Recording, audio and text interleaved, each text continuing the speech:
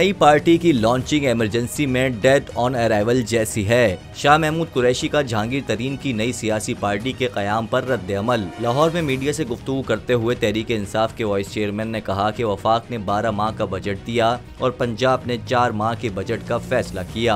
अबूरी हुकूमत को बजट पर नजरसानी करना होगी। अवाम को इस बजट में कोई रिलीफ नहीं दिया गया। बजट के नाम पर कौम के साथ मजाक किया जा रहा है।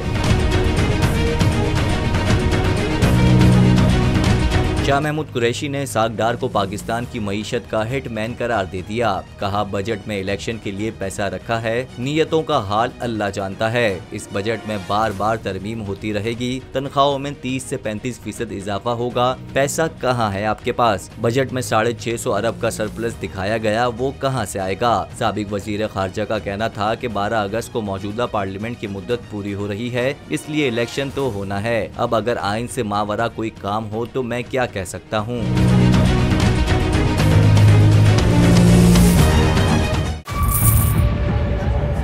बजट 2023-24 की सबसे बड़ी ट्रांसमिशन, बोल एक मर्तबा फिर सबसे आगे। वजीर खजाना की बजट तकरीर की सबसे बड़ी कवरेज 62% अवाम ने देखा बोल की स्क्रीन पर। Welcome back to the budget transmission.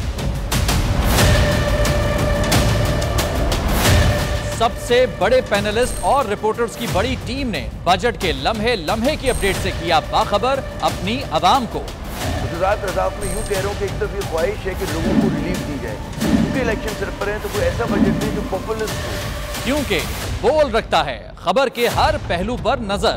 बोल है सबसे आगे, सबसे पहले। सब्सक्राइब करें और बेल दबाएं ताकि कोई खबर रह न जाए।